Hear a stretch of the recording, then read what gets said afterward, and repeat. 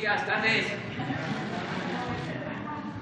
Se nos hizo un poco tarde la reunión de seguridad. Tratamos muchos temas. Vamos hoy jueves a informar sobre la manera en que se están atendiendo los delitos que se cometen en la semana con la premisa de cero impunidad. El que no se dé protección, que nadie tenga privilegios, y menos si se comete un delito. Que no haya influyentismo que valga. Esto ha ayudado mucho para que nadie se sienta intocable. Antes no se podía tocar al intocable. Ahora nada al margen de la ley y nada ni nadie por encima de la ley. Hay un auténtico Estado de Derecho. Antes lo que había era un estado de chueco, de cohecho. Entonces vamos a que nos informe Ricardo Mejía sobre este tema y luego vamos de manera general a informar sobre el Plan Nacional de Desarrollo Urbano y de reconstrucción de comunidades, edificios, viviendas afectadas por los sismos. ¿Cómo vamos en la reconstrucción? Vamos a estar informando de acuerdo a lo que ustedes han estado solicitando. Nos va a quedar pendiente lo de los créditos del Infonavit, del Fobiste, pero te va a informar también, y así de los programas de bienestar y otras acciones, para que tengan ustedes la información y también la gente sepa lo que estamos haciendo.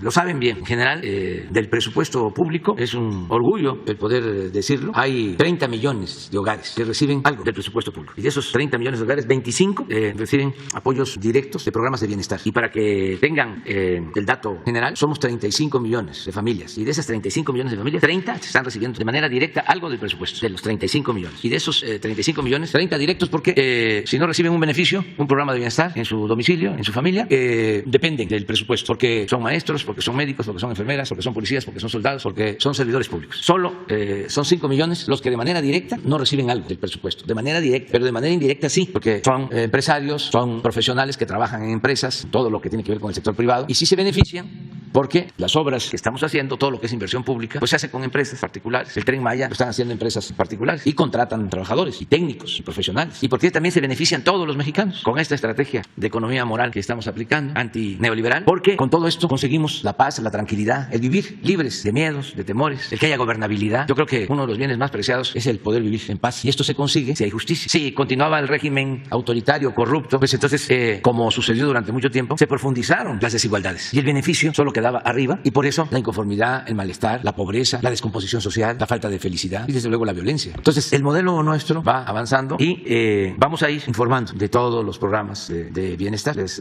repito, 25 millones de familias. Y hay estados, los más pobres, Chiapas, Oaxaca, Guerrero, en donde en todos los hogares prácticamente llega cuando menos un programa de bienestar. Por eso es que afortunadamente vamos bien, a pesar de la crisis mundial. Nosotros podemos mantener la esperanza en el pueblo, y la esperanza es una fuerza muy poderosa. Por eso la gente está apoyando la transformación. Entonces vamos con Ricardo, y luego Román Meyer, secretario de Desarrollo Agrario, Territorial y Urbano, va a informar sobre el programa de desarrollo urbano. Luego Edna Vega, subsecretaria de Datos, va a informar sobre los programas de vivienda para la gente más pobre. Y el antropólogo Diego Prieto va a informar, es el director general del Instituto Nacional de Antropología e Historia, va a informar sobre el programa de reconstrucción de patrimonio, de edificios que son patrimonio histórico, tanto de carácter civil como religioso. Entonces, adelante. Muy buenos días a todas y a todos. Con su permiso, señor presidente. Como cada jueves se presenta el informe Cero Impunidad, no hay crimen sin castigo, que es un trabajo coordinado del Gobierno de México a través de las Secretarías de la Defensa Nacional, Marina, Seguridad y Protección Ciudadana, Guardia Nacional, Centro Nacional de Inteligencia, con la coordinación con las Secretarías de Seguridad Pública de los estados, las Fiscalías de los estados y la Fiscalía General de la República. Empezamos. En primer término, comentar que en este periodo que se informa fue detenido con una orden de aprehensión en su contra con fines de extradición a Estados Unidos Rafael Caro Quintero en una operación de elementos de la Secretaría de la Marina en coordinación con la Fiscalía General de la República, con la presencia de la Policía Federal Ministerial y la Unidad Interpol, quienes lograron la aprehensión de esta persona en el estado de Sinaloa, que es señalado como un objetivo prioritario para el gobierno de México y los Estados Unidos. Desde la liberación por un tribunal colegiado en agosto de 2013 de esta persona, se mantuvieron los trabajos de campo y de gabinete y se logró la ubicación en el municipio de San Simón, Choix, en Sinaloa, quien era buscado desde ese tiempo por el gobierno mexicano. Se le ejecutó una orden de aprehensión con fines de extradición en una operación que desarrolló la Secretaría de la Marina con la Fiscalía General, y como es del conocimiento público, auxilió a un elemento canino de nombre Max, que está adiestrado en búsqueda y rescate. El personaje fue internado en el Altiplano, que es el Centro de Readaptación Social número 1 federal, y está en proceso de extradición atendiendo el mandamiento judicial. Siguiente. Comentar también que hay un grupo de trabajo antihomicidios que está trabajando con la Fiscalía General de Justicia del Estado de México. Este grupo es de la Secretaría de Seguridad y Protección Ciudadana. Se logró la detención de Diego N., alias El Chino, de 19 años de edad, tras cumplimentar una orden de aprehensión en su contra por ser el presunto responsable de feminicidio al haber estrangulado y privado de la vida a su pareja Naida N. Esto fue una acción operativa en el municipio de Catepec de Morelos. Ya está detenido, fue presentado a las autoridades competentes y se espera su vinculación a proceso penal. Siguiente. También informar en un asunto también que involucra al Estado de México que la Fiscalía General de Justicia de la entidad informó que obtuvo orden de aprehensión contra 5 elementos de investigación de esa misma institución, así como 4 elementos de la Secretaría de Seguridad del Estado, quienes se dedicaban indebidamente a actividades de secuestro y extorsión. Y esto habla también de la depuración y limpieza que se está tomando a cabo por parte del fiscal José Luis Cervantes. Se logró cumplimentar ya 3 órdenes de aprehensión, mismas personas que están sujetas a la vinculación a proceso, estamos hablando de su vinculación a proceso. Hay 3 detenidos y está pendiente de ejecutar 6 órdenes de aprehensión más en contra de estos elementos que indebidamente cometieron ilícito penal. Y también informar, en una acción de la Fiscalía General de Justicia de Puebla, localizaron a Raúl N., alias el del Cholo, en una acción coordinada con elementos policiales de la Ciudad de México. Se le aseguró un arma de fuego de uso prohibido, se puso a disposición de la Fiscalía General de la República por la flagrancia de tener en posesión esta arma de uso exclusivo del Ejército. Sin embargo, además de ese ilícito, también se le ejecutó orden de aprehensión toda vez que es presunto autor material de los hechos ocurridos en el Centro de Salud Francisco I. Madero de la Ciudad de Puebla el pasado 28 de junio, cuando intentó privar de la vida a 4 personas, entre ellos 2 menores de edad, por lo cual se le cumplimentó orden de aprehensión por homicidio en grado de tentativa y se está pendiente su vinculación a proceso penal. Siguiente, con relación al operativo de búsqueda, localización y aprehensión de José N., alias El Chueco, quien es el presunto autor material del homicidio de 2 párrocos y un guía de turistas en Urique, Chihuahua, informar que sigue el despliegue permanente conforme a la indicación del presidente de la Secretaría de la Defensa Nacional, Guardia Nacional, en coordinación con la Fiscalía Local y la Secretaría de Seguridad Pública del Estado. Y a partir de todas estas acciones se ha logrado a la fecha detener a 14 sujetos vinculados al grupo criminal del Chueco, 3 de ellos familiares directos, algunos que intervinieron incluso en el traslado de cuerpos y en la inhumación de un cuerpo, el cuerpo de Paulo Osvaldo N., que fue localizado el pasado 7 de julio y que fue también motivo de las acciones criminales de este sujeto apodado El Chueco. De estos 14 individuos ya han sido vinculados a proceso penal, 9 de ellos, que ha sido la Fiscalía General de la República a través de la Fiscalía de Coordinación Regional, quien ha llevado la acción legal ante las autoridades judiciales, logrando al momento 9 vinculados a proceso, y se continúa con la búsqueda permanente del Chueco, tanto en Sonora, Chihuahua y otros lugares, y hay una alerta también migratoria al respecto para dar con su paradero y sujetarlo a proceso penal. Siguiente, informar que como parte de las acciones de cero impunidad, desde el 10 de enero hay un operativo en Cajeme, Sonora, donde hay un despliegue de elementos de la Coordinación Nacional Antisecuestros de la Secretaría de Seguridad, quienes se coordinan con elementos de las fuerzas federales, Sedena, Semar, CNI, pero trabajan muy en coordinación con la Fiscalía General de Justicia del Estado de Sonora. En tal virtud, han logrado ejecutar órdenes de aprehensión, mandamientos judiciales por delitos de homicidio, feminicidio, narcomenudeo, secuestro, violencia feminicida, entre otros, y al momento, entre enero y el día de ayer, llevan detenidos a 212 generadores de violencia en esta región del Estado de Sonora. Y son todos los detenidos en este periodo, sujetos a proceso penal y algunos ya para ser ejecutada sentencia también. Otro operativo similar se desarrolla en el Estado de Zacatecas, también con la participación de la CONACE, fuerzas federales y la Fiscalía de Zacatecas, y al momento, entre el 25 de noviembre al día 18 de julio, se han logrado 76 generadores de violencia detenidos, algunos de los cuales ya han sido sentenciados por diversos delitos, que están ya en prisiones locales y algunos de ellos en prisiones federales. Siguiente. Informar también que entre el 14 y 17 de julio, elementos de la Secretaría de la Defensa Nacional y la Guardia Nacional, que están en un despliegue permanente en el territorio nacional, lograron detener y asegurar 29 personas por diferentes delitos, entre otros la posesión de armas de uso prohibido, elementos tácticos, cartuchos, explosivos, vehículos y droga. Por ejemplo, en San Luis Río Colorado detuvieron a 7 sujetos que llevaban en su poder 1,475 kilos de metanfetamina, además de un arma corta y 20 vehículos. En frontera Comalapa, en Chiapas, detuvieron a 3 individuos que tenían en posesión 16 armas largas, 7 granadas de mano, entre otros artefactos. En La Piedad de Cavadas, Michoacán, detuvieron a otros 3 individuos con 3 armas largas, con un tractocamión y 6 vehículos, entre otros instrumentos. Siguiente. En la Riviera Jalisco detuvieron a otros 5 más, con 4 armas largas, 15 cargadores y 150 cartuchos. En Guadalupe, Nuevo León, 2 armas largas, 2 armas cortas, 2 kilos de marihuana, 1 kilo de cristal y chalecos balísticos. Siguiente. También informar que, como aquí se ha venido dando cuenta, en el periodo que se informa, la Sedena y Guardia Nacional aseguraron 17 laboratorios clandestinos en los estados de Sinaloa, en Culiacán y Cozalá, y en Tamazula, en el estado de Durango. Estos 17 laboratorios clandestinos, donde se fabrican drogas de carácter sintético, implican una afectación económica a la delincuencia organizada por 32,171 millones de pesos. Es importante resaltar que entre el 21 de mayo al 18 de julio del presente año, con el despliegue de 400 elementos del Ejército Mexicano, han logrado asegurar 116 laboratorios donde se fabrican drogas sintéticas, 3 en Baja California, 106 en Sinaloa, 1 en Durango, 1 en Jalisco, 4 en Michoacán y 1 en Guerrero. Todos estos decomisos y aseguramientos implican una gran afectación a estas organizaciones delictivas, que implican más de 174,000 millones de pesos de drogas que invadirían el mercado. Y también informar que la Fiscalía General de Justicia de Nuevo León reportó la localización de 8 personas del sexo femenino entre los días del 13 al 20 de julio. Originalmente, estas 8 mujeres habían sido reportadas como desaparecidas o no localizadas a través de denuncias penales o alertamientos. Las 8 ya están con sus familias, con bien y sanas. Y informar también, como aquí nos lo instruyó el presidente, para dar la relevancia, implica la detención por el delito de feminicidio, que en el periodo del 13 de julio al 19 de julio fueron 23 detenidos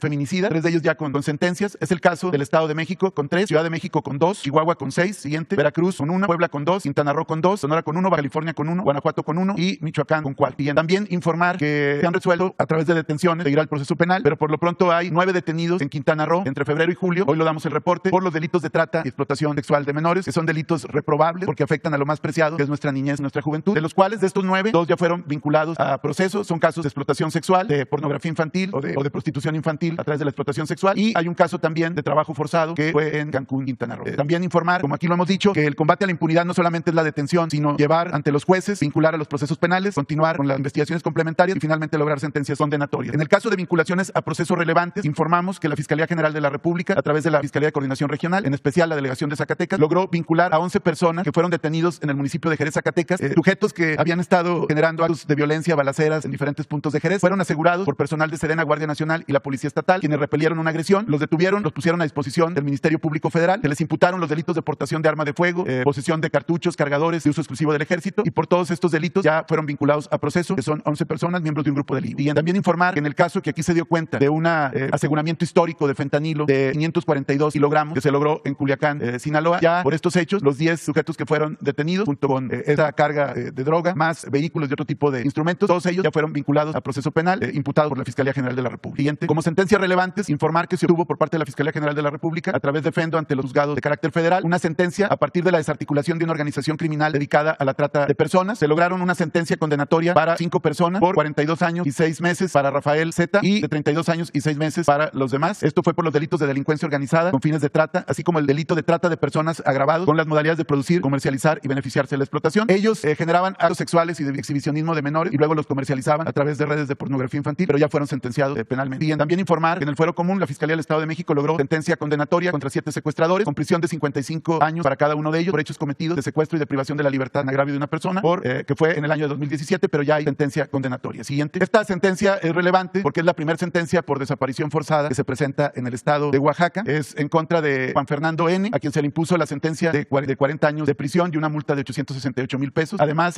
obliga también a las autoridades estatales y locales a generar una disculpa pública a los familiares víctimas de la persona que fue sujeto a la desaparición forzada, y se les pide también reforzar la capacitación para las fuerzas de seguridad en el tema del uso de la fuerza y en el tema de desaparición forzada. Pero es muy importante porque este delito de desaparición forzada se batalla o es complicado luego obtener sentencias. Ya se obtuvo la primera en Oaxaca. Siguiente. Aunque ya se dio a conocer en días pasados en Nuevo León los resultados que hay en el caso de Devani Susana Escobar Basaldúa, consideramos relevante reiterar lo que se generó esta semana, que es parte de la instrucción del presidente de la República, que generó a partir de la reunión que él tuvo en Nuevo León el pasado 13 de mayo, donde se entrevistó con los profesores Mario Escobar y Dolores Basaldúa, padres de Devani Susana Escobar. Como aquí se informó, y a partir de un oficio de colaboración de la Fiscalía General de Justicia de Nuevo León, el Instituto de Servicios Periciales y Ciencias Forenses del Tribunal Superior de Justicia de la Ciudad de México y un perito forense internacional llevaron a cabo una revisión de los peritajes previos. También revisaron elementos de la carpeta de investigación. A partir de ahí se llegó al consenso de generar la exhumación del cuerpo de Devani para hacer una nueva necropsia. Esta se practicó entre los días 1 y 2 de julio. Se inhumó nuevamente el cuerpo en el cementerio de Galeana, Nuevo León. Después de revisar 3 peritos forenses del INCIFO más el perito forense internacional, ellos arribaron a conclusiones que nos fueron presentados el pasado 18 de julio en una reunión de trabajo en las instalaciones del Tribunal Superior de Justicia de la Ciudad de México. En esta reunión participaron 9 funcionarios de la Fiscalía de Nuevo León, entre ellos el fiscal general, el vicefiscal, la fiscal de feminicidios, los ministerios públicos encargados de la carpeta de investigación. Estuvo también la titular de la Comisión Ejecutiva de Atención a Víctimas, estuvo funcionarios de la Secretaría de Seguridad y Protección Ciudadana, encabezados por el de la Voz, el personal del INCIFO que ya referimos, con el director general de esta institución y ONU Mujeres, representado por el perito forense. Bien, como se informó, a partir del dictamen que dio a conocer el doctor Felipe Edmundo Takahashi Medina, director general del INCIFO, las conclusiones son 4. La primera es que la causa de la muerte de Devani se debió a asfixia por sofocación en su variedad de obstrucción de orificios respiratorios. Segunda, que el intervalo postmortem que se estableció con base en los hallazgos macroscópicos y signos cadavéricos es de 3 a 5 días a partir de la localización de la víctima, que se localizó el 21 de abril, lo que implica que la fecha de este intervalo fue entre el 16 y 18 de abril. No se encontró ninguna evidencia, ninguna lesión o hallazgo que pudiera sustentar violencia sexual. Esa es la tercera conclusión. Y la cuarta es que se descarta por completo la asfixia, la posibilidad de asfixia por sumersión, es decir, ahogamiento. Tuvimos la reunión previa con los padres de Devani, después se informó en la ciudad de Monterrey, es decir, que continúa un equipo de la Secretaría de Seguridad coadyuvando con la Fiscalía General de Justicia de Nuevo León y que la indicación precisa del presidente de la República es ir a la verdad de los hechos, que no haya impunidad y evidentemente que haya justicia, y en ese sentido trabajaremos en consecuencia. Siguiente. En el caso del periodista Luis Enrique Ramírez Ramos, dar cuenta que la Fiscalía General de Justicia de Sinaloa informó que se obtuvo la vinculación a proceso por los delitos de encubrimiento por favorecimiento en contra de la imputada Patricia Carolina F., que ella estaría implicada por este delito en el homicidio de Luis Enrique Ramírez Ramos, y la medida cautelar que se le generó es prisión preventiva justificada y seguirá la investigación complementaria. Siguiente. Como cada semana, pues reiteramos el cuadro, que son los 10 casos con 27 detenidos y o buscados, evidentemente con orden de aprehensión, y 20 vinculados a proceso penal, que es lo que aquí cada semana informamos. En esta semana el hecho más relevante sería la vinculación a proceso de una copartícipe del homicidio de Luis Enrique Ramírez. ¿Sería cuánto, presidente? Muchísimas gracias. Muy buenos días, señor presidente, medios de comunicación. Daremos un rápido panorama de lo que son los avances del programa de mejoramiento urbano a nivel nacional. Siguiente lámina. Tenemos aquí la numeralia.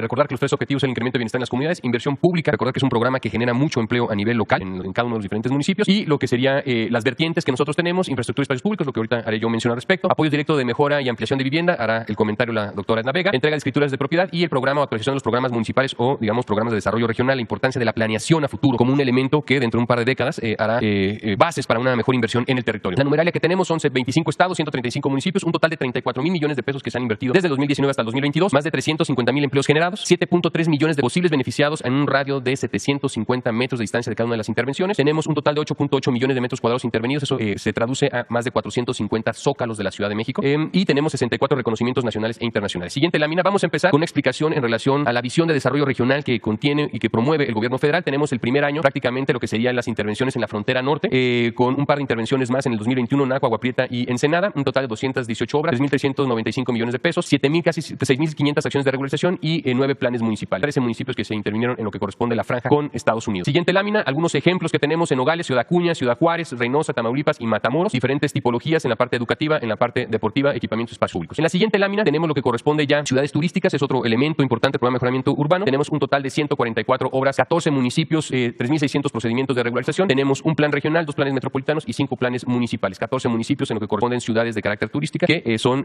colindancia con océanos. Siguiente lámina, algunos ejemplos. Tenemos un museo de sitio que está ya un par de semanas de inaugurarse en Progreso, Yucatán, sobre, digamos, la importancia del meteorito. Tenemos San Blas, que es el recinto portuario. Tenemos Acapulco, tenemos Izamal como unos ejemplos de los proyectos que hemos realizado. En la siguiente lámina tenemos ya con mayor enfoque en relación a los programas, los proyectos de inversión estratégicos del gobierno federal. Aquí podrán ver el corredor del Tren Maya. Cada uno de los diferentes puntos en color negro son las diferentes estaciones que tenemos, por lo cual, como parte del programa de mejoramiento urbano, hacemos intervenciones en cada uno de los diferentes municipios donde tendremos una estación. Son 101 obras con una inversión de 2.700 millones de pesos, un proceso de regularización de tierra de casi 1.000 acciones. Tenemos 2 planes regionales, uno estatal, un plan metropolitano y 13 planes municipales. En particular, ponemos mucha atención en los que están en lo que corresponde a la parte de Quintana Roo, donde ha venido históricamente un crecimiento urbano muy importante, donde hemos puesto nuestro enfoque en relación a la actualización de los instrumentos de planeación, que recordemos son los que dan los usos de suelo por parte de los gobiernos municipales. La siguiente lámina, algunos ejemplos: Bacalar, Quintana Roo, un ecoparque en la laguna de Bacalar, es un parque temático, es un recorrido, digamos, con un enfoque ecológico, educativo, de preservación ambiental. Tenemos algunos casos en Calakmul, en Escárcega, en Chemax, Yucatán. En la siguiente lámina tenemos ahora un enfoque particular en lo que corresponde en las inmediaciones del Aeropuerto Internacional Felipe Ángeles. Tenemos un total de 13 municipios intervenidos, tanto en el 2020 como en el 2021. Tenemos 77 obras por una inversión de 2.500 millones de pesos, 1.159 acciones de regularización y por el momento tenemos 5 planes municipales actualizados. Estamos en proceso de actualizar el resto de los diferentes municipios y son un total de 13 municipios intervenidos en las inmediaciones del Aeropuerto Internacional Felipe Ángeles. Algunos ejemplos que tenemos: Tecámac, Tultepec, Cuautitlán Izcalli, Tonanitla y también Tecámac. Son algunas obras entre la parte educativa, servicios básicos, una estación de bomberos, diferentes espacios, equipamientos de carácter público. En la siguiente lámina tenemos una de las proyecciones que estamos trabajando en este año, en el 2022, que son las intervenciones a lo largo del Istmo de Tehuantepec. También recordar que son unos proyectos prioritarios del gobierno federal, con un total de 99 obras, con una inversión de 3.400 millones de pesos. Al momento llevamos 565 acciones de regularización de tenencia del suelo. Tenemos un plan regional, un plan metropolitano y hasta el momento 3 planes municipales. Vamos a atender la actualización de todos los planes municipales de los municipios intervenidos y son, digamos, las acciones que estamos realizando al día de hoy. 25 municipios intervenidos en lo que corresponde en el Istmo de Tehuantepec. Siguiente lámina, algunos ejemplos en Salina Cruz, Coatzacoalcos, de obras ya terminadas que tenemos. Recordar que en este caso son obras que se están ejecutando en el año correspondiente, por lo cual damos a un 50% de avance físico en promedio en estas obras del Istmo de Tehuantepec. Siguiente lámina, un caso muy particular, el programa de mejoramiento urbano en lo que corresponde a los pueblos yaquis. Tenemos 69 obras con una inversión de 700 millones de pesos. Haremos otra inversión importante en materia de saneamiento y agua potable en otras importantes localidades a nivel de los pueblos yaquis este año, y al día de hoy tenemos más de 4.000 tomas de red hidráulica y 3.900 descargas sanitarias. Este es un proyecto muy importante del gobierno federal, en el cual estamos coadyuvando en materia de vivienda, equipamiento, servicios básicos y lo que corresponde a tenencia del suelo. En la siguiente lámina, algunos ejemplos en lo que corresponde a servicios básicos de agua potable, alcantarillado, casa de salud comunitaria que estará operando IMSS Bienestar, y lo que corresponde la mejora de las guardias tradicionales en cada uno de los 8 pueblos yaquis. En la siguiente lámina tenemos un resumen total. Hoy tenemos 875 obras, 21.000 millones de pesos. En materia de regularización, 23.000 acciones, 66 planes, tanto municipales, metropolitanos y regionales que se han desarrollado en materia de planeación, y los datos generales: 25 estados, 135 municipios. Y en la siguiente lámina, un conjunto, digamos, de las menciones o reconocimientos que hemos obtenido a través del programa de mejoramiento urbano en materia, digamos, de arquitectura y desarrollo urbano, tanto nacionales e internacionales. Por último, en la siguiente lámina les doy la palabra a la doctora Edna Vega para que haga una exposición de las acciones desde el gobierno federal a través de la propia Comisión Nacional de Vivienda, y por último habrá un pequeño video. Muchas gracias.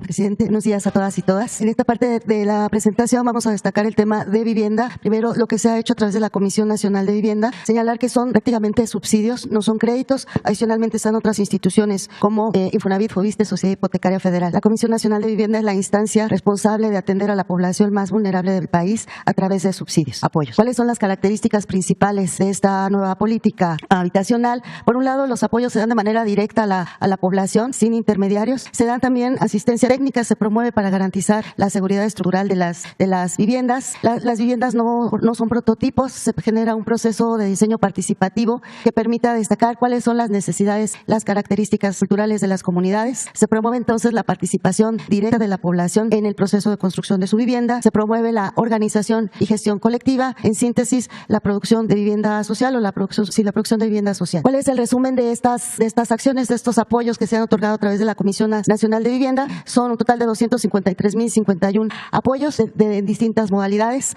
Ampliación 69.668, mejoramiento 90.429 y vivienda nueva 92.954. La Comisión Nacional de Vivienda maneja algunos rangos, pero el monto del apoyo pues depende de la necesidad de cada familia.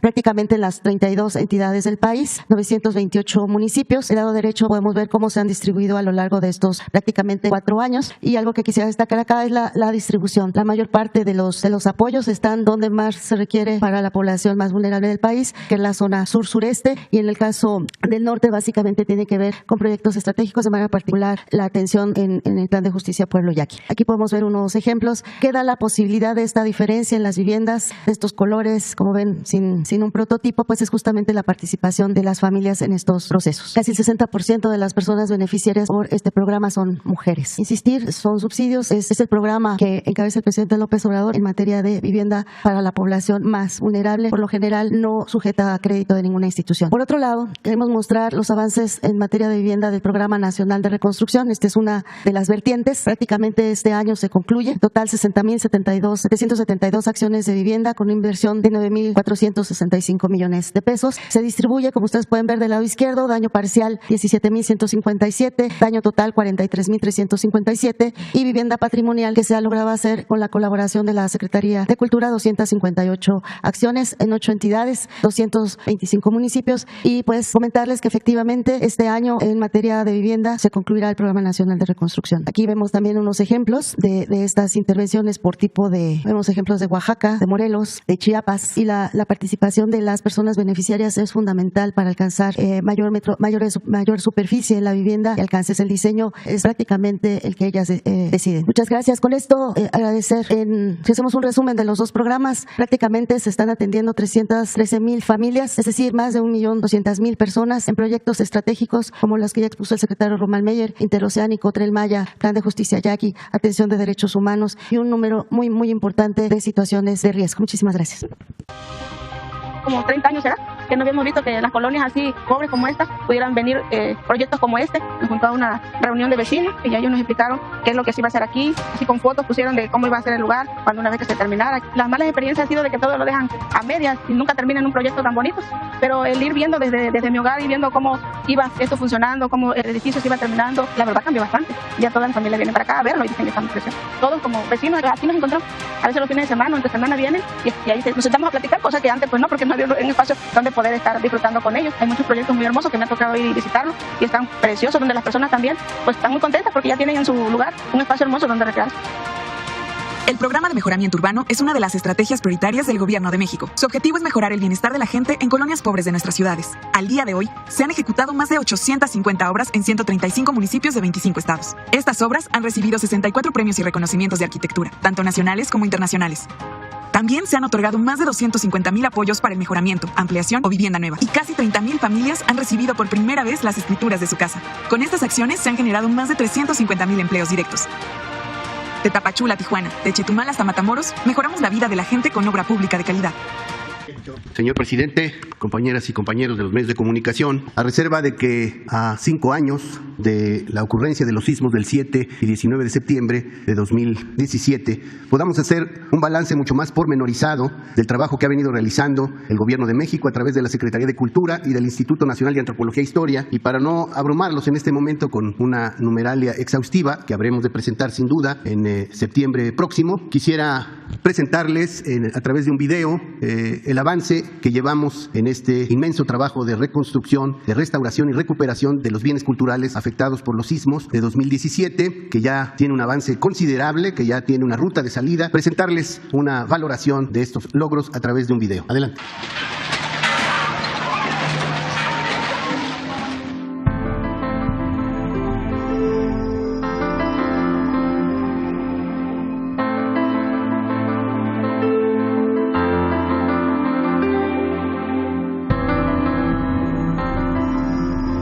Septiembre de 2017 quedó inscrito como una fecha para la reflexión sobre nuestro patrimonio cultural histórico. 2 sismos sacudieron a México en 1/3 de su territorio, afectando múltiples casas, arquitectura civil y edificios religiosos. A lo largo de la geografía estremecida, cerca de 3.000 inmuebles históricos y arqueológicos presentaron daños en diversos grados. Cientos de templos tuvieron que cerrar sus puertas para garantizar la seguridad de las personas, pues las afectaciones fueron estructurales. En su interior se protegieron retablos, pinturas e imágenes veneradas por las comunidades, cubriéndolas o trasladándolas a lugares seguros y resguardados.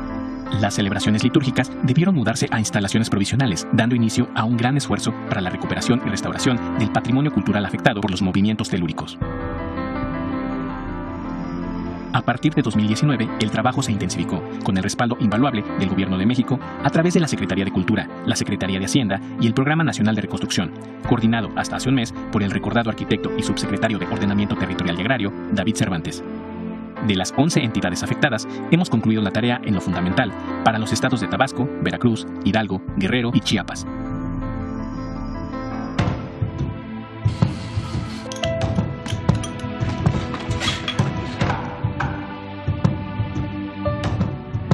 En el presente año, esperamos superar el 90% de avance en los estados de Tlaxcala, Morelos y el Estado de México, para poder concentrar el esfuerzo en 2023 en la Ciudad de México, Oaxaca y Puebla.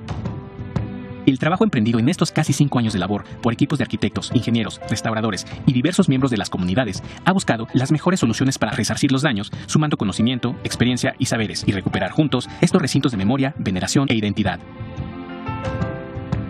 Aunque la pandemia de COVID-19 fue un factor que implicó momentáneamente la disminución en el ritmo de trabajo, las acciones y esfuerzos nunca se detuvieron. Ha pasado casi un lustro y la espera, aunque larga, ha rendido frutos. A la fecha, se han invertido poco más de 5.657 millones de pesos en la recuperación de 1.877 inmuebles, lo que representa un avance superior al 65% del universo afectado por los cataclismos telúricos. Durante este 2022, gracias a la liberación de los recursos necesarios por parte de la Secretaría de Hacienda, estaremos atendiendo más de 500 inmuebles, tales como el Santuario de Nuestra Señora de los Ángeles en la Ciudad de México, el antiguo Palacio de Cortés en Morelos, la Basílica de la Santísima Virgen de Ocotlán en Tlaxcala, el Templo de Santo Domingo de Guzmán en Oaxaca y el exconvento franciscano de Tecamachalco en Puebla, así como la minuciosa y especializada restauración de piezas y pintura mural asociados a diversos templos. Recientemente, entregamos con la Secretaría de Cultura la primera etapa de la restauración del templo y convento de San Juan Bautista en Cuautinchan, Puebla, y con el presidente de la República, el gobernador y las autoridades eclesiásticas, el templo de Santo Domingo y la Catedral de San Cristóbal de las Casas en Chiapas. Es muy importante destacar la inmensa labor para la restauración de los bienes muebles que se afectaron con la catástrofe. Es el caso de la imagen de Santiago del Templo de Izúcar de Matamoros en Puebla. Continuamos así con la encomienda de entregar al pueblo de México los bienes culturales restaurados y que, con su magnificencia recobrada, sigan siendo lugares de encuentro, articulación comunitaria y referentes simbólicos, para que en las comunidades pueda renacer la esperanza y el orgullo de pertenencia.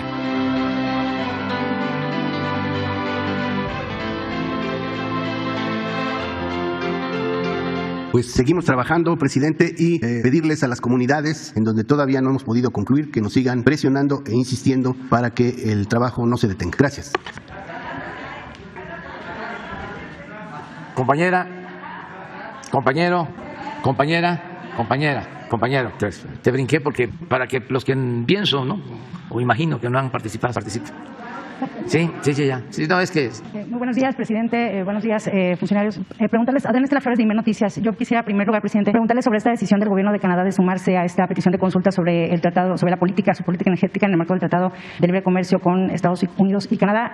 ¿Cómo vio esta decisión del Gobierno canadiense? Preguntarles también si afecta de alguna manera la relación con Canadá y cómo prevé, presidente, mientras se da esta fase de consultas o mientras se continúa este proceso, que puedan haber, si esto pueda generar algún tipo de afectaciones precisamente a la economía de México en los próximos meses o hacia el futuro, respecto a la confianza que puedan tener inversionistas tanto de Canadá como de Estados Unidos en nuestro país. Esa sería mi primera pregunta, presidente, por favor. Bueno, en primer lugar, es un procedimiento que está establecido en el tratado. Se ha recurrido a este procedimiento, si mal no recuerdo, en 5 ocasiones. Lo ha hecho Estados Unidos en contra de Canadá, Canadá en contra de Estados Unidos, México y Canadá en contra de Estados Unidos y ahora Estados Unidos y Canadá en contra de México. O sea, es un procedimiento que se contempla en el tratado. Es una consulta consulta acerca de políticas que se presumen contravienen lo establecido en el tratado. Hay un plazo para dar respuesta a esas consultas de un poco más de 70 días y luego, si no hay acuerdo, se va a paneles internacionales para que se dirima sobre el caso. ¿Quién tiene la razón? Es un proceso. Nosotros vamos a llevar a cabo todo lo que nos corresponde y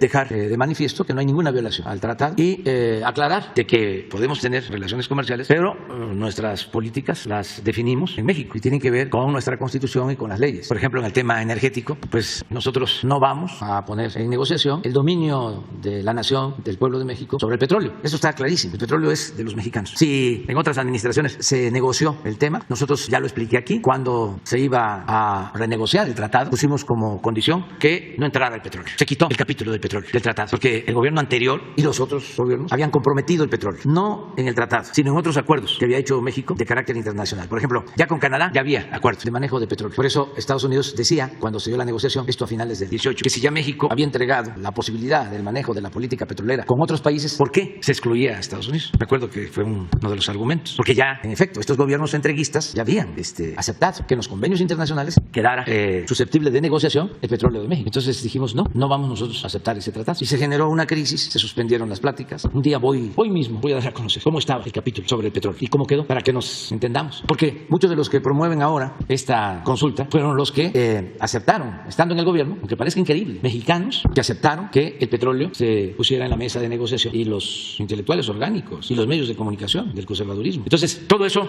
se va a explicar. Y en materia eléctrica, lo mismo.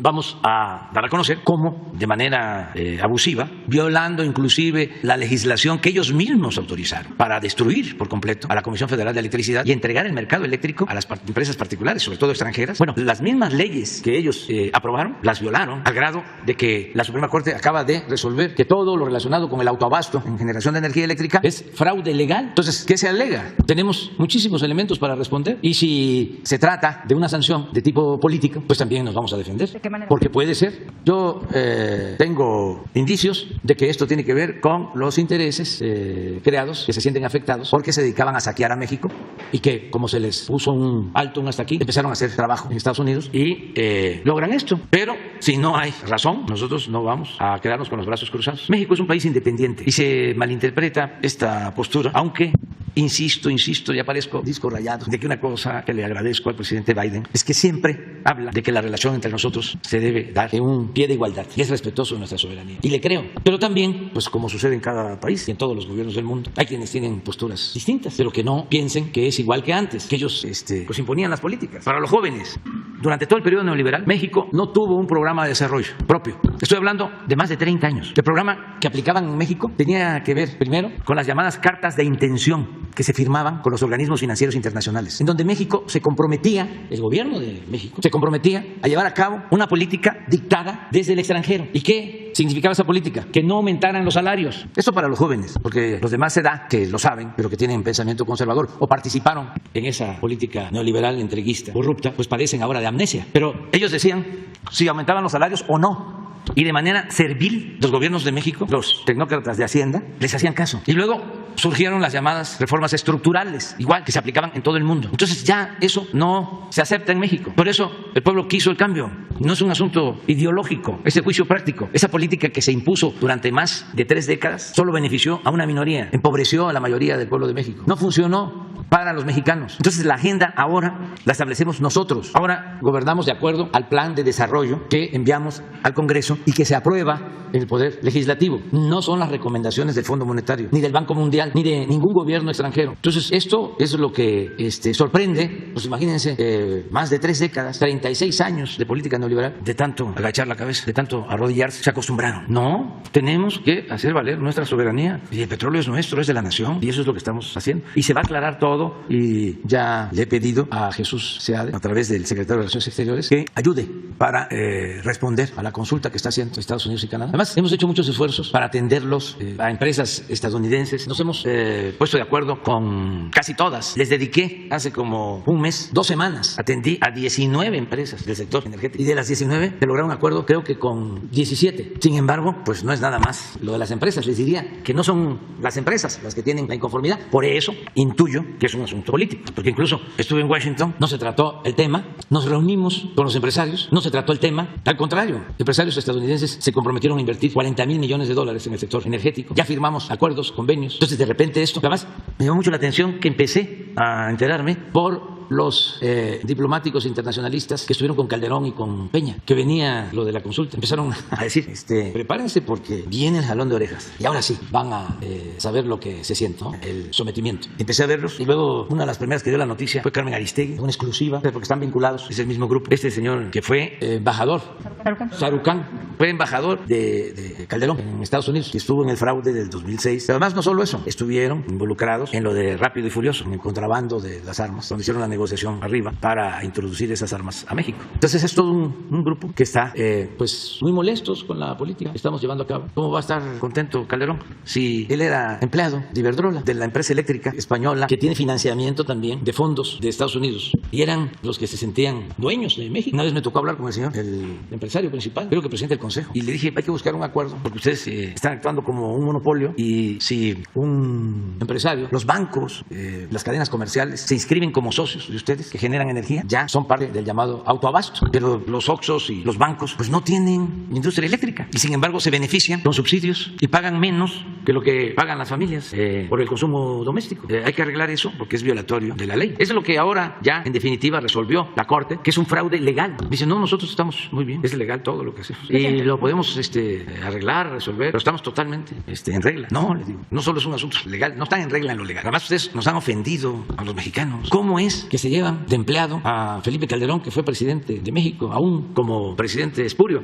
porque no ganó la elección? De todas maneras, eso es una ofensa. Eso es una práctica en España, que a dirigentes políticos los vuelven sus empleados. Y pues como tenían tanta influencia, dominan en el Poder Judicial, tienen como empleados a jueces y utilizan estos mecanismos leguleyos para imponerse. Y al final, ¿qué es lo que estamos defendiendo? Pues que no aumente el precio de la luz, que no nos pase lo de España, para que la gente lo entienda. Porque si dejamos a estos ambiciosos, gente sin escrúpulos, que lo único que les importa es el dinero, el lucro, pues dejamos en estado de indefensión al pueblo de México, y eso no. Entonces es defender para que no aumenten los precios de la luz, que no aumente el precio de los combustibles. Esa es nuestra lucha. Y también que no desaparezca la Comisión Federal de Electricidad, porque ese era el plan. Si hubiesen ganado ellos, ya no existiría la Comisión Federal de Electricidad. No exagero, porque el plan era ir cerrando las plantas de la Comisión Federal de Electricidad para dejarle el mercado completo a Iberdrola y a las empresas extranjeras. Eso fue lo que no les pareció. Venían con el cuento de las energías limpias, hacer negocios sucios, venían a poner plantas eólicas sin permiso, porque eran los dueños de México, y había que comprarles la energía con subsidio, porque había que pagarles tarifas especiales, aun cuando esas plantas requirieran respaldo de plantas de la Comisión Federal de Electricidad. Por ejemplo, las hidroeléctricas de la Comisión Federal de Electricidad se dedicaban solo a respaldar a estas plantas particulares, y el costo de operación de las plantas de la Comisión Federal de Electricidad no se incluía en lo que se les pagaba a las empresas particulares. Entonces estamos buscando fortalecer la Comisión Federal de Electricidad. Si en Estados Unidos no se hace así, o en España no se hace así, pues son otras historias. Nosotros nacionalizamos el petróleo, la industria eléctrica, fueron luchas de nuestro pueblo y eso nos benefició mucho. Imagínense lo que obtuvo el pueblo de México a partir de la expropiación petrolera de 1938, esa gesta histórica, esa decisión soberana del presidente Cárdenas. Pues se pudo desarrollar nuestro país, se pudo industrializar con el petróleo, nunca nos faltaba gasolina, éramos autosuficientes. No solo eso, cuando se empezó a vender petróleo, hasta el 40% del presupuesto nacional dependía de los ingresos petroleros. Gracias al dominio de la nación sobre el petróleo, se pudo financiar el presupuesto para el desarrollo de México durante décadas. En la industria eléctrica, cuando el presidente López Mateos lleva a cabo la nacionalización de la industria eléctrica, lo hace para electrificar los pueblos. El ejemplo más claro es el del Internet. Ahora, ¿dónde hay Internet? En las ciudades. ¿Dónde está el mercado? En los pueblos de México no hay Internet. Territorialmente hablando, hay Internet en el 20% del territorio nacional. En el 80% no hay Internet. Porque ni modo que van a poner antenas, van a poner fibra óptica los de las empresas de comunicación donde viven los pobres. No, no es negocio. Pues eso pasaba en los años anteriores a 1960 del siglo pasado, cuando se tomó la decisión de nacionalizar la industria eléctrica. No se hubiesen electrificado los pueblos. A partir de que se nacionaliza la industria eléctrica, se electrifican los pueblos de México, gracias a la Comisión Federal de Electricidad. Y estos apostando a destruir a esa empresa pública, eficiente, con trabajadores comprometidos. Nosotros padecemos de un huracán, el Ágata, desgraciadamente, que afectó las costas de Oaxaca, arrasa, tumba toda la línea de transmisión, quedan los pueblos sin luz. En una semana se restablece el servicio por los trabajadores electricistas, por los técnicos mexicanos. Eso pasó también con el petróleo y sigue sucediendo. Estamos rescatando a México con los trabajadores. Entonces, si en Estados Unidos, si en España, si en China, si en Rusia, si en Francia, si en Alemania actúan de otra manera, pues es otra historia, son condiciones distintas. Era otra falla estructural del llamado modelo neoliberal. ¿Cómo se aplica una misma política en todo el mundo? Porque esto de las reformas estructurales era lo mismo en España, que en Argentina, que en Chile, que en México, que en cualquier país. La misma receta, con realidades completamente distintas. ¿Cuál es nuestra agenda? Pues no es privatizar la educación, ni la salud, ni privatizar el petróleo. Esa era la agenda de las reformas estructurales. Ni congelar los salarios de los trabajadores. Nuestra agenda es el bienestar del pueblo, combatir la desigualdad económica y social, desterrar la corrupción, acabar con la impunidad, separar al poder económico del poder político, lograr la pacificación del país. Eso no estaba en la agenda de ellos. Ese es el debate de fondo. Pero no se resignan y piensan que van a imponerse. No, nosotros no nos vamos a dejar. Presidente, y preguntarle en esta segunda pregunta para usted y también para el subsecretario de Seguridad, Ricardo Mejía Verdeja.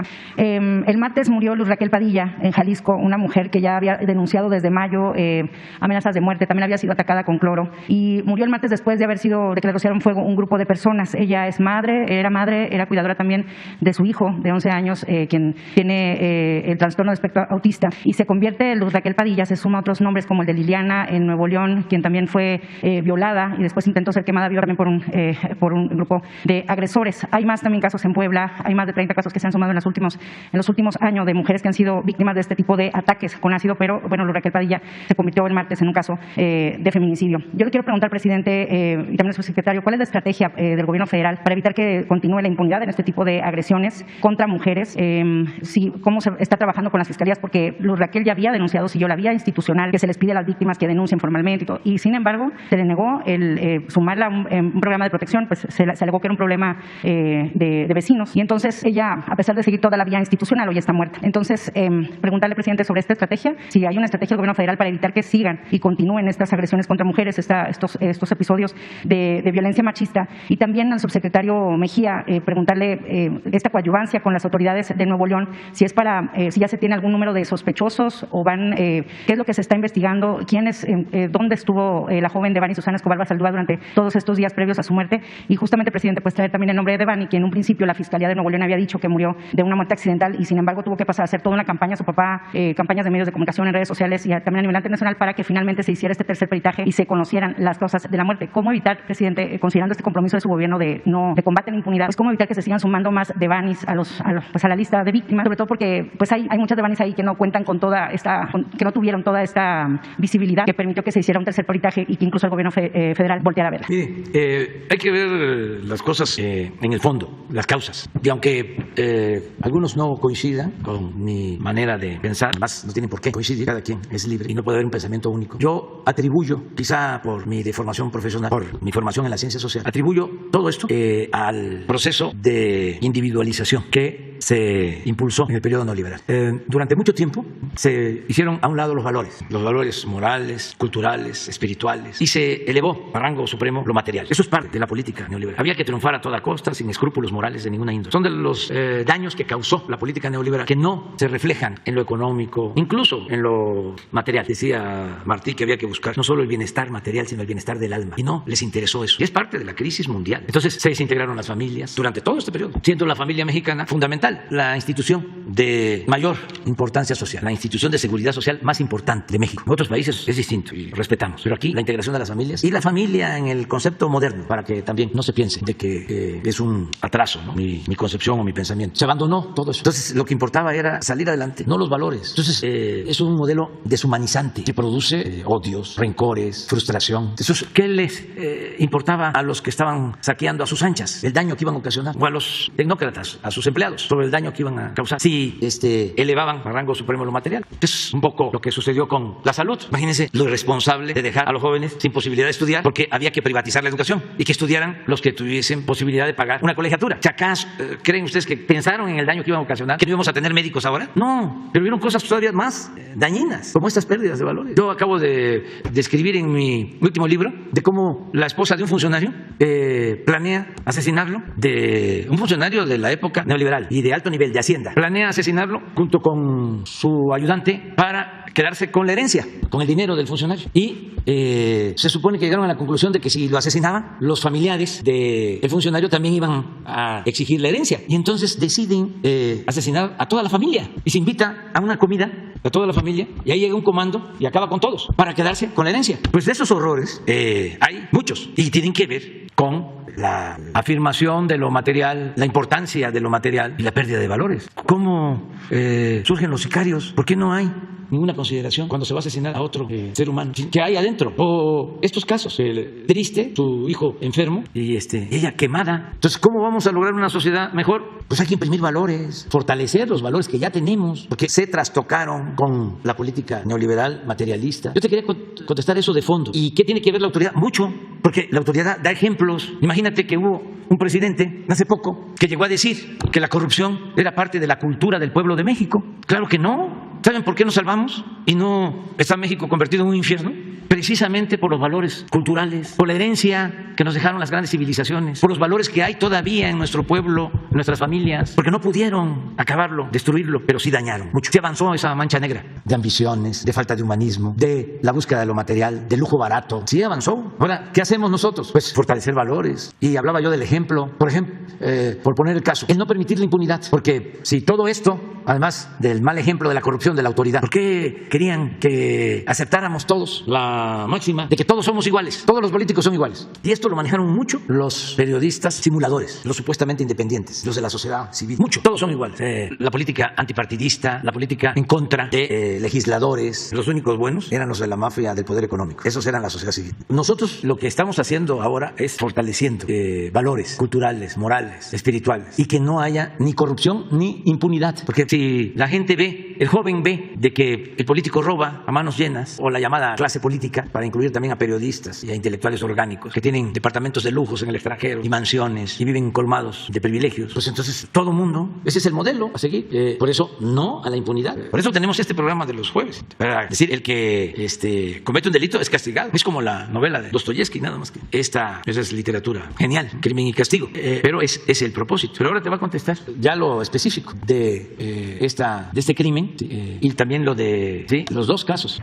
Con su permiso, presidente, con relación al caso de Luz Raquel Padilla Gutiérrez, quien fuera agredida y rociada con alcohol y después prendida en la colonia Arcos, en Zapopan, comentar que hemos estado en comunicación con el fiscal general de Jalisco, Joaquín Méndez Ruiz. Tenemos conocimiento que ayer compareció en calidad de testigo con relación a la carpeta que se abrió por este delito de feminicidio, porque, como es del conocimiento público, Luz Raquel, que fue agredida de esta manera tan atroz y tan cruel el pasado sábado 16 de julio, desafortunadamente fallece el día 19. A partir de ahí se abre la carpeta de feminicidio y el día de ayer compareció en calidad de testigo Sergio Ismael N. Pero también comentar, por conocimiento de la propia Fiscalía de Jalisco, que el mismo día de ayer, ya tarde, se le ejecutó orden de aprehensión por los delitos de lesiones calificadas, amenazas y delitos contra la dignidad de las personas. Esta causa penal es independiente de la carpeta de feminicidio, pero eventualmente también pudiera estar indiciado por este delito. Nosotros ya ofrecimos toda la colaboración, como nos lo ha instruido el presidente Andrés Manuel López Obrador y la secretaria Rosa Isela. Al momento que hay la noticia criminal de este tipo de eventos, inmediatamente nosotros nos ponemos en comunicación y ofrecemos todo el apoyo institucional. Evidentemente se trata de un feminicidio grave por las características y por los antecedentes. Como ha sido en otros casos, pues no va a haber impunidad. Hoy dimos cuenta de 23 detenidos por delitos de feminicidios, entre ellos 3 sentenciados, y precisamente en esta sección que se abrió en esta conferencia en los jueves, se está visibilizando precisamente estos casos de feminicidio para que quede claro lo que aquí ha dicho el presidente, que no va a haber impunidad, que no hay crimen sin castigo. Ayer que la secretaria Rosa Isela Rodríguez dio cuenta del informe de incidencia delictiva, se pudo apreciar que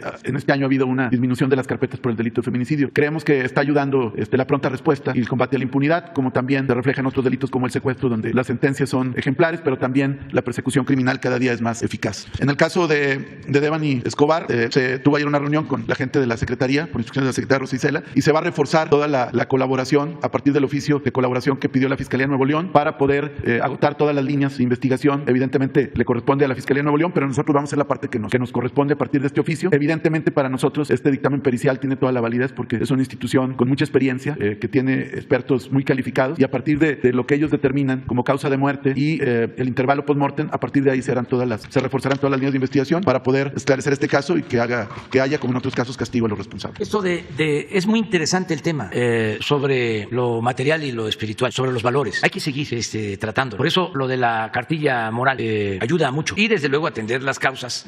Hoy pedí que se hiciera un análisis sobre delincuentes desde que estamos para ver las edades, para ver qué tanto las políticas de atención a los jóvenes y la política en general que se está aplicando ya tienen algún efecto en la juventud. O sea, porque durante el periodo neoliberal pues fueron generaciones formadas con ese propósito de triunfar a toda costa. Se deshumanizó mucho, incluso el proceso educativo. Entonces, ¿qué tanto se avanza para que las nuevas generaciones tengan comportamientos distintos? ¿Qué tanto ayuda el que no falte lo indispensable en una familia? ¿Qué tanto ayuda el que no se vean obligados a emigrar y se desintegre la familia? Entonces, todo eso hay que verlo. No es solo el Producto Interno Bruto o esas variables, ¿no?, economicistas, sino lo que tiene que ver con el bienestar, el estar bien. Entonces, sí es interesante, ¿no?, el tema, y no permitir para nada la impunidad. Cuando les hablaba yo de pero esta es una labor que tenemos que hacer todos. Es en la familia, antes, y sigue todavía habiendo, ¿no?, en las familias, un proceso de formación. Él hace el bien sin mirar a quién. Toda esa formación familiar, que es importantísima, que hay que reforzar. Les hablaba yo de los medios de información, pero las series del narcotráfico, pero hasta en los jovencitos. No se pierden los capítulos de los famosos. Y ya hemos hablado de cómo, ¿no?, se hace apología, porque son residencias de lujo, mujeres y hombres guapos, carros últimos modelo, aviones, poder. ¿Cuáles series hay acerca del fentanilo? De cómo destruye en 6 meses a un joven. ¿Qué se sabe de estos laboratorios? De que utilizan hasta ácido muriático. Nada. Hablaba yo de este caso de la señora que planea asesinar a su esposo. ¿Lo supimos? ¿Hubo un reportaje en la televisión? No, porque se trataba de un funcionario de alto nivel. Y esto lo planteo porque no es nada más el pobre. Muchas veces en las comunidades hay más humanismo. Donde hay más violencia, por ejemplo. Donde se rompe el tejido social. Donde ya no hay vida comunitaria. Donde hay más individualismo. Yo fui jefe de gobierno en la Ciudad de México y me tocaba todas las mañanas ver, como ahora, lo que pasa en el país. Y en la delegación Milpalta, que tienen sus comunidades, sus pueblos, pues a lo mejor un homicidio cada 15 días, cada mes. En cambio,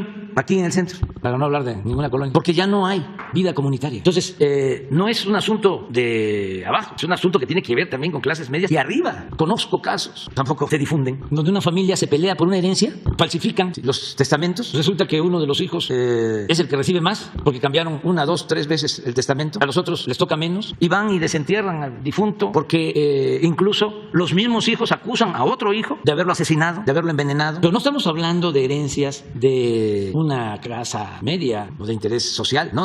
Estamos hablando de miles de millones de dólares con los despachos de abogados más famosos de México. Asuntos que llegan a la Suprema Corte de Justicia. Entonces, sí, es preocupante todo esto. ¿Por qué no insistimos en que solo siendo buenos podemos ser felices? ¿Por qué no insistimos en que el dinero no es la felicidad, ni mucho menos Dios? ¿Quién quedó? Sí, te voy a escuchar.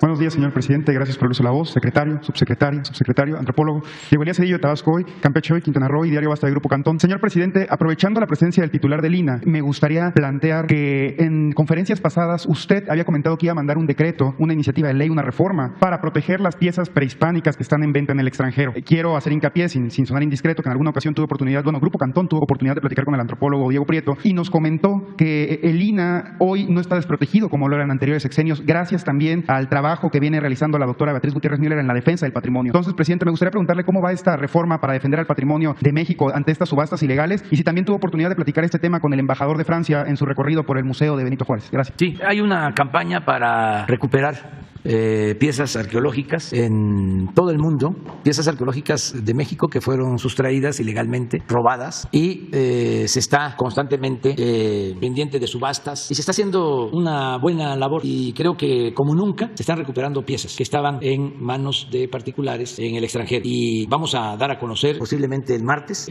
sobre una aportación de una familia en España de una colección de piezas arqueológicas impresionante. Hoy precisamente lo dio a conocer en la reunión de seguridad el secretario de Relaciones Exteriores, por eso no lo vamos a hacer hoy, vamos a esperar que esté él el martes, pero Diego puede explicar en general lo que se ha logrado y adelantar algo, no todo, de lo de la donación en España. Es una cosa importante. Agradecer mucho a las policías de países europeos, en especial a los carabineros en Italia, que han ayudado a los franceses, pero ellos no tienen la misma política y en otros países tampoco, pero sí hemos podido recuperar muchas piezas de mucho valor artístico y cultural. A ver si los pone. Sin duda alguna es una tarea muy importante que nos asigna la Ley Federal sobre Monumentos y Zonas Arqueológicos, Artísticos e Históricos, la de recuperar el patrimonio de la nación que se encuentra en el extranjero. Sin embargo, sí quisiera yo que abordáramos esto con una visión integral. Recientemente tuvimos una reunión muy importante con la Secretaria de Seguridad Ciudadana, con la presidenta honoraria del programa Memoria Histórica y Cultural de México, con la Secretaria de Cultura, con la Guardia Nacional, con la Fiscalía General de la República, con la Secretaría de Relaciones Exteriores, y comentábamos que en principio lo que tenemos que atacar son las causas de este tráfico ilegal de bienes culturales. Y las causas significan efectivamente hacernos cargo de evitar el saqueo, las excavaciones clandestinas, el trasiego clandestino y delincuencial de bienes culturales que se sigue dando en el país, aunque yo diría que pues es un tema que lejos de incrementar está desde el punto de vista del INAH disminuyendo.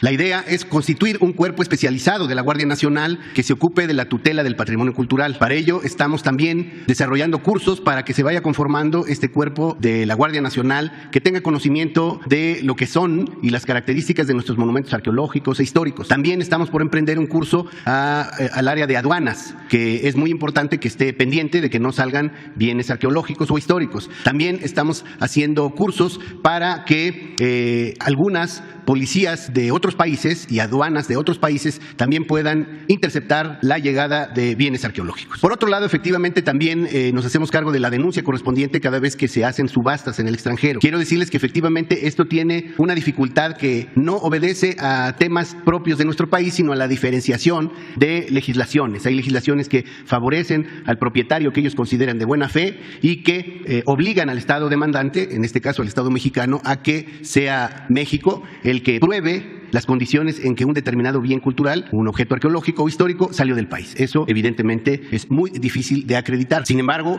cuando ponen a la venta los objetos, dicen procedente de Teotihuacán. Entonces, ellos mismos están confesando su fechoría. Y por eso nos complace mucho esta campaña que se ha desarrollado y ha tenido buenos resultados bajo el lema "Mi patrimonio no se vende". Eso me parece de la mayor importancia. Ha tenido mucho éxito. Tan es así que en varios países diversos coleccionistas o sus descendientes o individuos que demandan el anonimato se acercan a nuestros consulados y embajadas para regresar bienes culturales. Esto próximamente también se obtendrán más piezas procedentes de la República Italiana. Nos lo han estado avisando y ellos constantemente a través del Arma de Carabinieri, Unidad de Tutela del Patrimonio Cultural, que es un interesante modelo que obviamente no se trata de copiar, pero sí de aprender de las lecciones que nos brinda esta experiencia italiana, se van a recuperar. Y en el caso que anuncia el presidente, efectivamente el martes por el canciller estaremos anunciando una recuperación considerable de bienes arqueológicos, algunos también de carácter histórico que provienen de Cataluña, España. ¿Es cuánto? Presidente, y en este tenor quiero destacar que en el transcurso de esta semana y también de la pasada, en el Diario Oficial de la Federación se estuvo publicando por parte de la Secretaría de Gobernación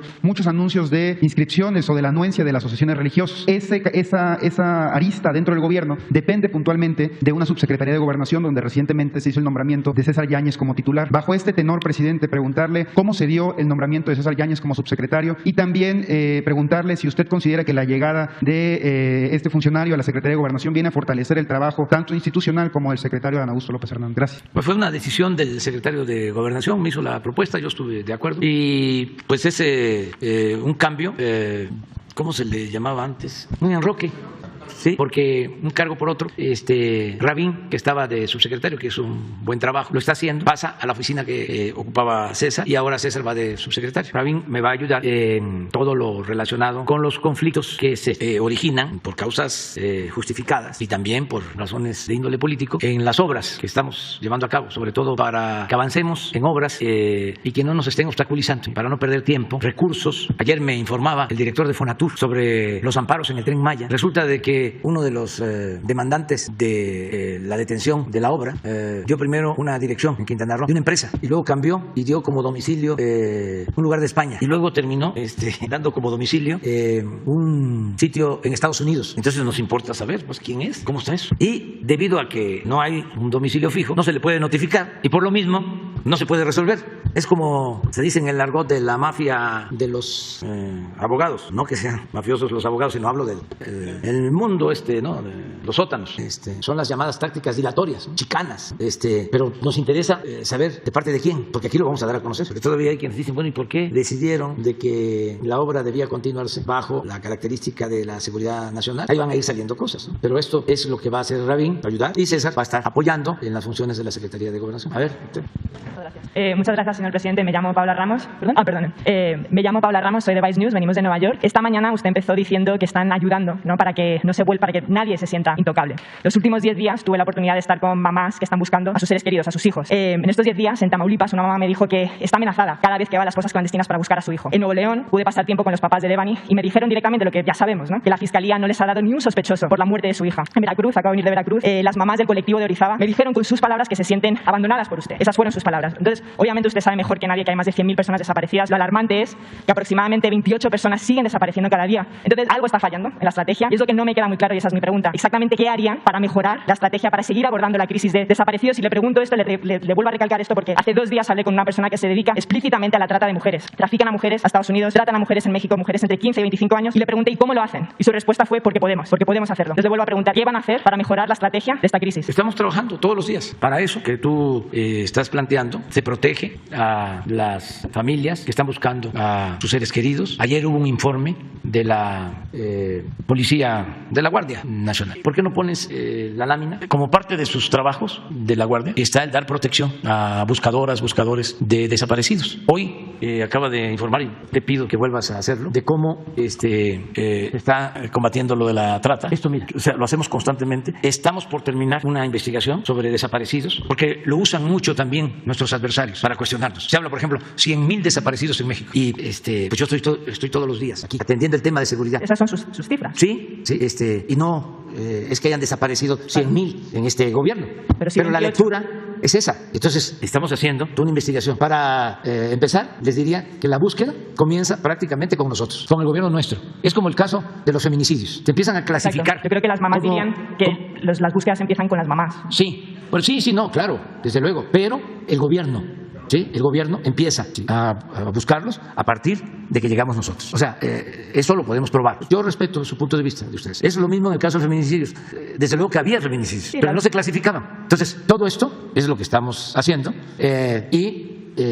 hay también mucha politiquería de quienes no están de acuerdo con nosotros. Esto, por ejemplo, los 100.000 desaparecidos. Como les digo, estoy yo todo el día viendo esto. Sería una cosa escandalosa. O sea, Claudio X González y todos nuestros adversarios ya hubiesen acudido a la ONU a presentar una denuncia en contra mía, pero esto no es así. Y todo esto lo vamos a ir explicando, ¿sí?, para que no haya manipulación. Por eso es muy importante esta conferencia, porque nos permite replicar, aclarar, argumentar. Usted debe de estar absolutamente segura de que el Estado mexicano en estos tiempos no viola derechos humanos. Sí, yo estoy... O sea, no es el tiempo de antes, ¿sí? Sí, yo entiendo. Y lo que las mamás decían es ¿qué más pueden hacer ustedes para ayudarla? No, todo el tiempo estamos trabajando en eso y vamos a seguir haciendo más. Y mi segunda pregunta, señor presidente, es en los últimos 4 años la trata de mujeres sí ha aumentado por un 40%. Entonces simplemente la pregunta es ¿por qué? Porque han visto este aumento en la trata de mujeres y qué están haciendo específicamente para derrotar estas redes, porque también tienen mucho que ver con la desaparición de mujeres. Sí, y también te quiero aclarar algo antes de que, Ricardo, lo de el caso lamentable de la joven de Monterrey.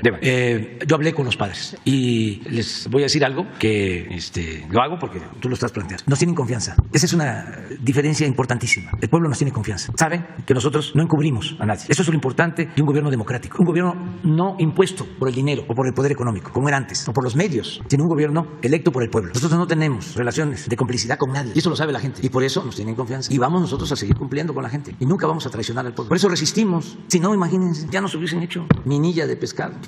Porque es una campaña en contra. Porque estamos llevando a cabo una transformación. No es más de lo mismo. Solo han habido 3 grandes transformaciones en México. La independencia, la reforma, la revolución y esta 4ª transformación. Y la estamos haciendo de manera pacífica. Y claro que hay resistencias. Hay un grupo conservador, reaccionario, que está molestísimo con nosotros. De poder económico, incluso de clase media, sectores. Por eso hablo de que no son pocos nuestros adversarios. Son 20, 25 millones, a lo mejor 30 millones de personas. Pero ¿por qué aguantamos? ¿Por qué resistimos? Porque también tenemos el apoyo de un sector amplio de la población. Y esa es la única forma en la que se puede transformar, contando con el apoyo del pueblo. Esa es la gran lección. Sin el apoyo del pueblo no aguantamos, no resistimos. Por lo mismo, además de nuestras convicciones humanitarias, por cuestiones políticas, nunca vamos a divorciarnos del pueblo. Nunca, jamás. Porque ni modo que nos van a proteger los empresarios, con todo respeto. Y hay empresarios conscientes, no generalizo. Pero ni modo que nos van a proteger y nos van a defender los medios de información. Ni modo que nos van a defender los intelectuales, aunque parezca un contrasentido.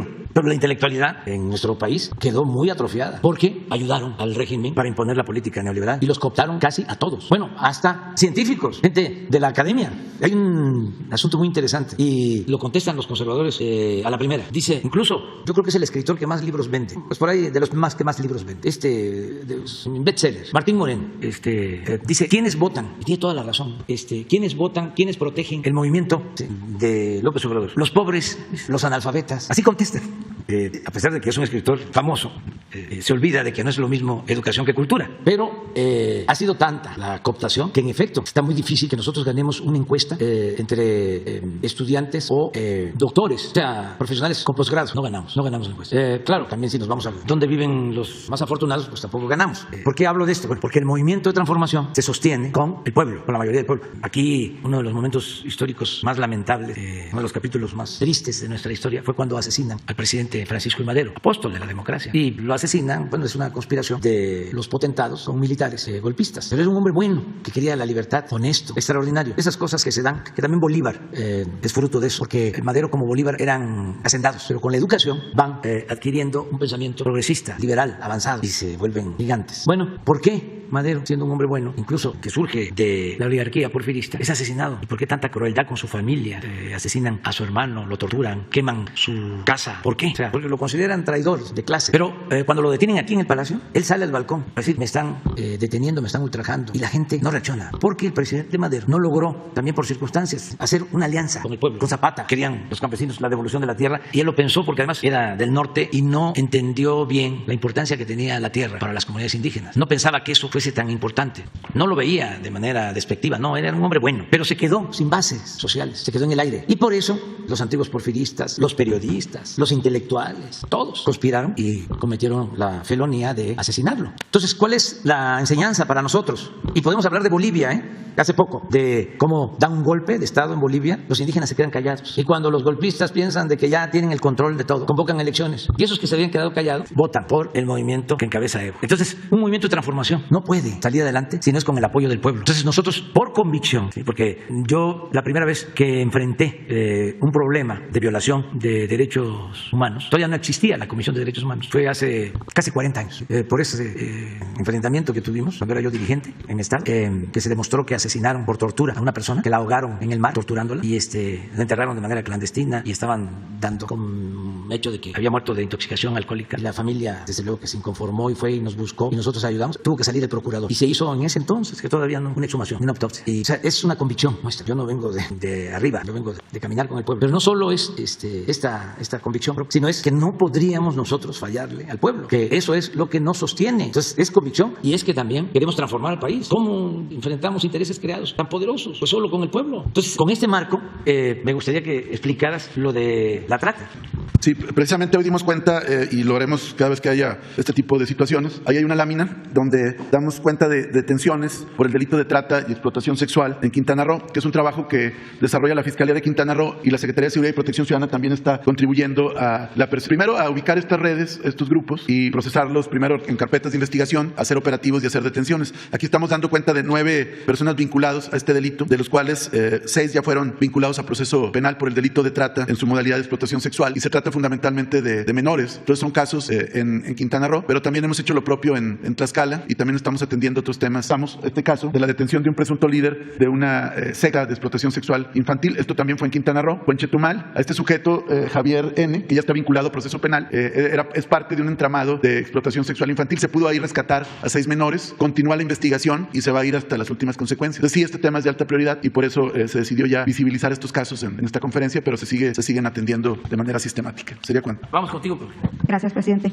Y gracias por darme la palabra, porque no me toca hasta hoy, hasta el último mes, hasta el próximo mes sí me toca. Y sí, como le decía, hay amenazas desde el 2020 y hay unas recientes y las está atendiendo una fiscalía local. Ese es un punto que espero que algún día lo resuelvan las fiscalías. Mientras tanto, yo lo tomo como un asunto personal, pero lo trato aquí porque tiene que ver con usted, con esta conferencia. Yo casi tengo 30 años de reportera y estas amenazas suponemos que vienen de o sus seguidores o sus opositores, una de dos. Entonces, que lo defina la fiscalía algún día, en algún momento, la denuncia está puesta. Y lo digo con todo respeto, presidente, porque usted aquí ha denostado, ha estigmatizado periodistas, casi todos los días se dedica a eso. Y usted tiene razón en algún punto, como lo que acaba de decir ahorita. Acaba de decir que unos periodistas o columnistas, intelectuales, etcétera, están del lado del poder y así se manejan porque han alcanzado un nivel de vida pues que ya no lo pueden dejar. Casas, yates, aviones, etcétera. O sea, y ellos tienen que quizá mantener eso, mantener a sus familias. Ese es un punto y usted lo ha dicho aquí, creo que ya todo el mundo lo sabe, todo el país. Pero hay otra parte. Usted, discúlpeme que se lo diga, pero se equivoca cuando les llama independientes. Esas personas no son independientes. Existe el periodismo independiente. Yo soy reportera independiente. Entonces, usted confunde, presidente. Confunde porque la independencia periodística sí existe y hay muchísimos medios en todo el país que se dedican a eso, entre esos yo. Bueno, yo quiero retomar sus palabras porque tiene que ver con esto. Usted dijo ahora de su reciente visita a Washington. Esto no es un asunto porque lo criticaron. Esas son banalidades, lo critican por tonterías, eso también es cierto. Pero usted dijo, esto no es cosa de urbanidad ni de buenos modales. Esto es, lo importante es tratar lo que interesa. Y yo cuando acudo a la conferencia es para tratar temas que interesan no solo a Sonora, sino al resto del país, a las comunidades indígenas, etcétera, ¿no? Usted lo sabe. Entonces, cuando usted dice esto, presidente, pero aquí no se aplica, porque si usted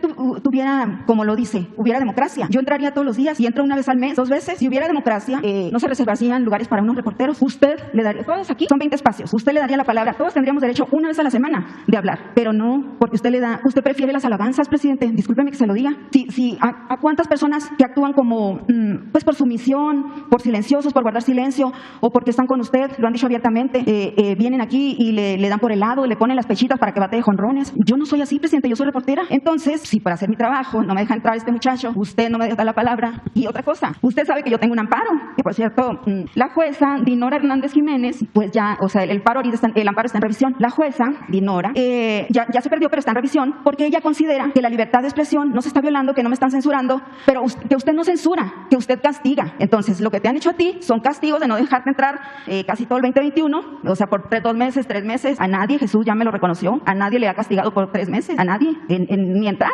Bueno, a mí no se me ha permitido ni la entrada al Palacio, solo porque vengo y le digo lo que interesa, presidente, lo que interesa. Y para no alargar mucho este punto, eso se lo dejo ahí, para no alargar, que tiene también que ver, impunidad cero. Usted está presentando en impunidad cero casos repetidos. Y el resto del país, presidente, yo le solicité en mi última intervención, que de ahí vinieron las otras 2 amenazas, le solicité que si por favor podían en impunidad cero tratar las muertes de defensores de derechos humanos. Le leí algunos nombres. Bueno, esta semana ya se sumó a la lista otro defensor de tierras, Pablo. Usted acaba de hablar de la defensa de la tierra, que Madero no se dio cuenta, pero usted sí, presidente, y eso depende de usted. También le solicité, usted ofreció que en 15 días iba a haber un informe sobre la corrupción en la Procuraduría Agraria y en la SEDATU, y que por cierto ojalá lo pudiera aclarar él ahorita, cuándo podrían dar ese informe. Yo le solicitaba el informe del diagnóstico, que él lo debe de conocer, diagnóstico del Plan Estratégico 2021-2024 del Registro Agrario Nacional, donde admiten que hay corrupción y que se iba a trabajar en eso. Gracias a esa oferta que usted hizo, presidente, de dar a conocer estos datos, en algunas procuradurías, en algunos estados se pusieron a trabajar, las procuradurías agrarias,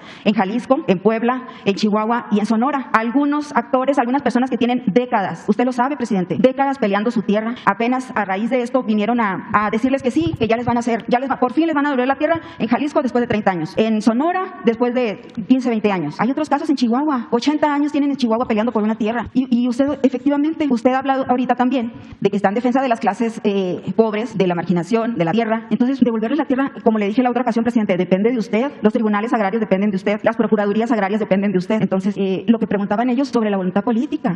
Ahora, habla también del caso de Bani, que ya lo mencionaron aquí. La Fiscalía de Nuevo León dio una versión falsa y aquí lo reprodujo el licenciado Mejía, que ya detuvieron, que parece... Bueno, la versión falsa la replicó aquí, ¿no? Ha dicho que era falsa. Se está actuando contra esos funcionarios y eso es algo muy importante. Todo está unido, presidente. Impunidad cero replica lo que le dicen las fiscalías. Y todo mexicano que ha tenido un problema de justicia sabe que las fiscalías no son honestas y son corruptas, lo saben. Entonces, ¿qué pasa? Si usted nos viene a replicar resultados de fiscalías como la que me consta particularmente, que es la de Sonora, replicando cosas que ellos dicen que hacen, por ejemplo, detuvieron a no sé cuántos mencionó ahora de Sonora, ¿cuántos de esos ya están fuera? El próximo jueves va a decir cuántos ya están fuera, ¿a cuántos no se les procesó?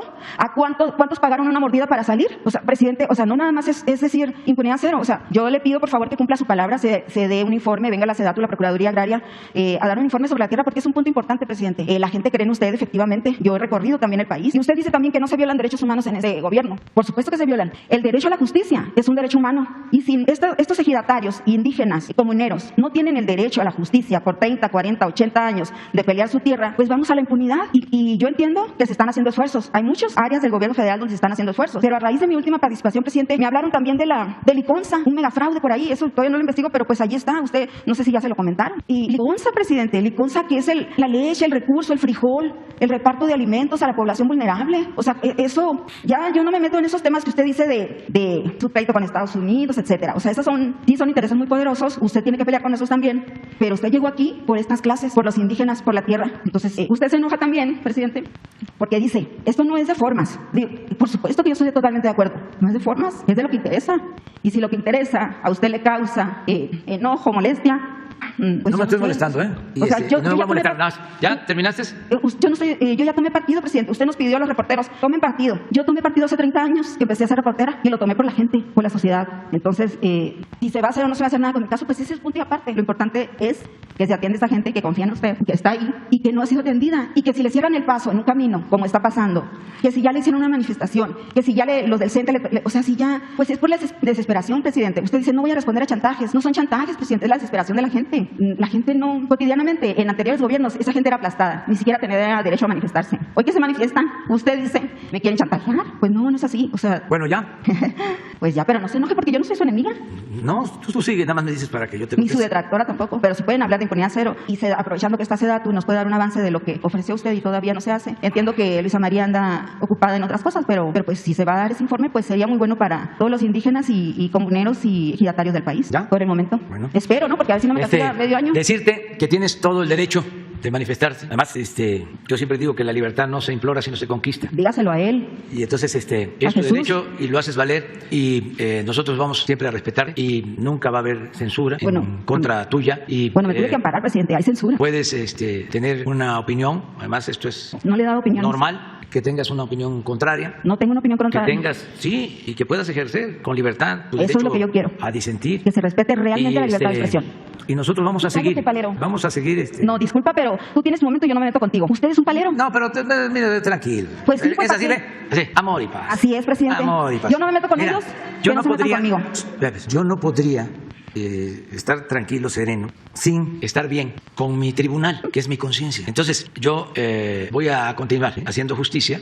Para eso estoy aquí. Llegué por el apoyo del pueblo para representar con dignidad al pueblo, como lo merece el pueblo de México. Y hago todo por eso. No tengo ningún remordimiento de conciencia. Entonces, si tú opinas distinto, yo respeto tu punto de vista, pero yo recojo lo que dice la gente. A enojar, ni mucho menos voy a reprimir tu derecho a expresarte, a manifestarte. Es como si yo hubiese impedido que el presidente del PRI fuera al extranjero a denunciarme, o si no me dejara dormir eso. Pero no es lo mismo. No es así. Él tiene poder, él tiene dinero, es corrupto. Tranquila, estoy trabajando Don Alito es corrupto. en beneficio del pueblo, ¿sí? Y puedo garantizar a plenitud la libertad. Los dictadores... Pero no la mía hasta ahorita, presidente. Usted ni me quería dar la palabra, si no le digo lo de las amenazas. Todos tienen la oportunidad de hablar aquí. Si no, no hiciéramos esto. Pues sí, pero entonces, usted le da la palabra a los mismos cada semana. Por eso, nada más que pues a veces hablan unos, hablan otros, pero todos. Además, usted prometió equidad y justicia y nada de privilegios. ¿Y qué es lo que yo pido? Yo no pido absolutamente nada más que equidad. No va a haber privilegios usted me ofreció que lo iba a dar. Y hasta ahorita yo entro 2 veces al mes y luego me pone los viernes. Pero no. Que entre todos los días, por favor. ¿Sí se puede? ¿Sí? ¿Qué más? Lo de SEDATU. Lo de SEDATU y por favor impunidad cero. Ya nos pasamos del tiempo. Pero SEDATU sí puede. Y el procurador va a venir y les va a informar, o te va a informar a ti. No, que venga, porque la gente es la que va a escuchar. Que informe. Pero estamos muy bien hay corrupción con las comunidades indígenas, con los núcleos agrarios. O sea, somos aliados. Nosotros representamos a todo el pueblo de México y de manera preferencial a los pobres. Entonces, no tenemos nada que ocultar. Entonces va a atender. Entonces, vamos a seguir informando. Ese es el asunto que nos ayuda mucho, el que el pueblo nos apoya. Si no nos apoyara el pueblo, no podríamos hacer nada. La gente es la que nos está respaldando. Yo hago giras todos los fines de semana y en todos lados. Pero no se enoje con ellos, presidente, cuando la desesperación nos obliga a tapar el camino. No hay nadie que tenga... Te voy a decir 2 cosas. Por favor. O sea, no se vaya a malinterpretar. No hay un mexicano, ya no hablemos de un político, esos nos conocen mucho. No hay un mexicano que conozca más los municipios de México que el presidente de México. No hay nadie. O sea, y si sale alguien por ahí que diga que conoce más que el presidente de México, ¿sí? Que aquí los... Esa es una. Ya estoy muy presumido. Pero 2, no hay ni un periodista, ni un intelectual, ni un servidor público que hable más con la gente que el presidente de México. Si hay alguien, también que venga. No, pues usted se mueve con los recursos del pueblo ahorita. Yo me muevo con mis propios recursos. Por eso, nada más te estoy diciendo eso. Entonces, vamos a seguir hablando con la gente. Mal haría de no recorrer el país. Tú vas a seguir tomando la palabra y participando. Y todos, y esta conferencia es un diálogo circular muy importante.